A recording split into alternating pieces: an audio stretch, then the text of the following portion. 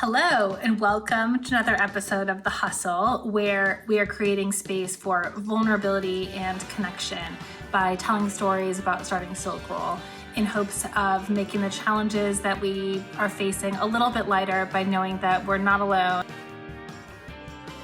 I'm seeing a lot of people right now that are bringing their businesses online for the very first time or thinking about a brand new business to start online. And whether or not it's going to be your full-time gig or a side hustle, it can be really hard to go online for the very first time when you're not a technical person. So I really wanted to talk about the fact that all three co-founders of SilkRoll are non-technical, which is quite unusual in a business that has so much technology.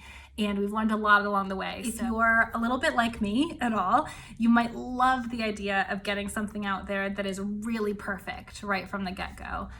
And I've learned from a lot of coaching and a lot of experience that this is a recipe for spending too much money and for putting something out there that doesn't actually ultimately work for the customer. So from what I've learned, the very first thing to ask yourself is a totally non-technical question, which is, what is the very first step of the smallest thing that I can put out there to learn something about my business, put something out there and learn about the customer, and then what is the next thing after that? So not going for the most technical version of what you're doing right away. So actually, the very first version of the SilkRoll website was built off of WordPress.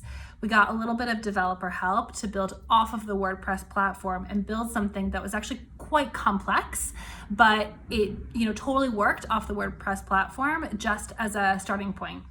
And then once that worked and we validated, then we moved to something custom built. And in my previous business where I was creating clothing to sell online, I threw up a blog on Squarespace and started collecting email addresses. I've spent the last 6 to 12 months learning how to manage and engineer and manage a SilkRoll website. Again, completely not being technical myself.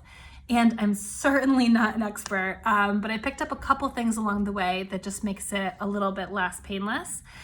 One is that I found when we filtered for communication and a willingness to explain, it's really been a lot easier.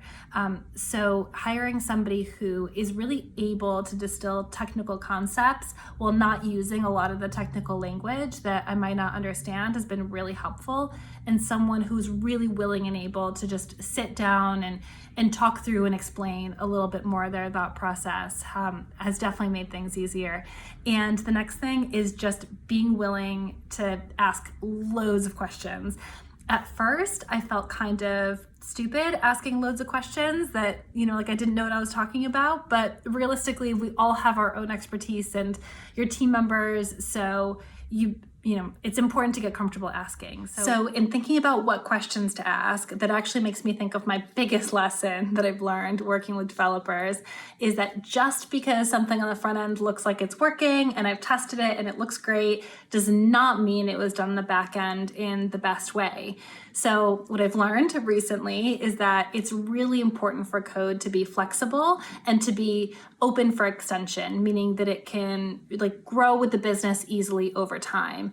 So I've learned that it's really important to be asking how something has been accomplished, not just that it works right in this moment, because it saves with a lot of bugs down the road and a lot of headaches with fixing something here and then it breaks over here and you had no idea that was going to happen. So it's really worth, like I was mentioning at the beginning, validating the business in a really simple, low-tech way.